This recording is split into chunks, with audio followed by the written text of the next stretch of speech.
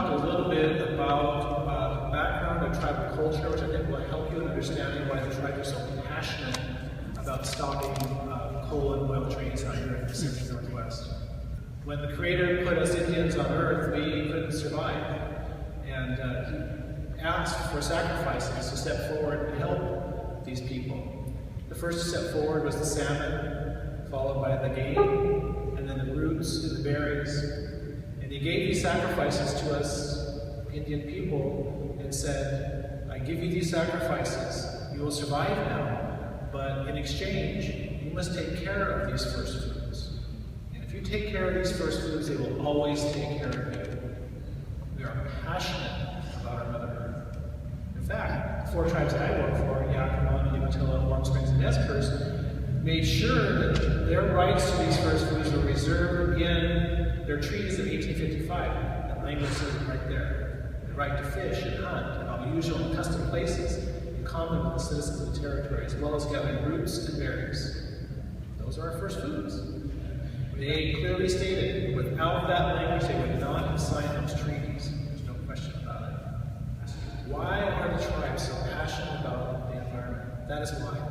And when we see these kinds of proposals to move coal trains to the Northwest, it scares us.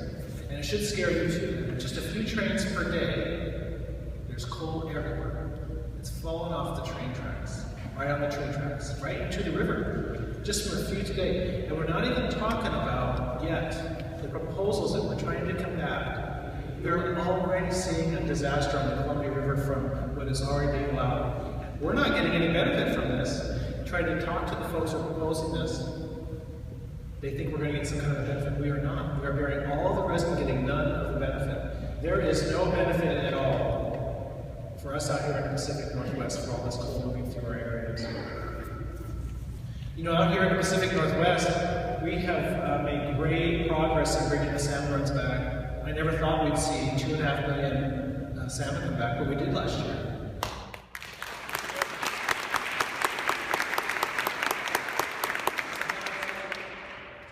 But the fish are coming back, and it's showing that all of our hard work is paying off. We have all these federal agencies that have invested in the tribe's vision and are now threatening it with their decision-making process on what it means for just these few proposals for coal and for oil. I have to say that I'm also very frustrated with these kinds of proposals when we have all of this climate change to worry about. Now, I hope this year is an anomaly, but this is what our future looks like. We can change that. We can change that as people.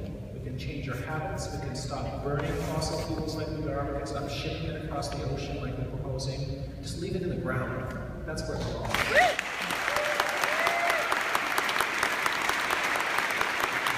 It is not a matter of if the train will derail.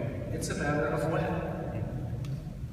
And when I talk to officials about what is your plan to address this kind of a catastrophe, there really isn't one. Now, I hear from the railroad companies, they'll say they'll take full responsibility, but I didn't see in other parts of the country, they didn't take full responsibility when people died. They didn't take full responsibility when rivers were destroyed. How can you fix that? It's impossible to take full responsibility. Their primary interest, the railroad companies at least, is to get the rails running again so they can have commerce flowing.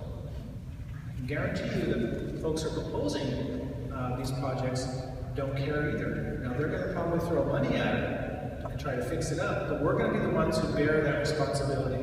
We're going to be the ones who have to live within a legacy of contamination and pollution for decades to come. And so we have to do everything we can to stop it. Now, coal and oil, we can do that. I've seen coalitions like this form before, and they work. They really do. The environmental community, the religious community, the tribes, that's an unstoppable coalition.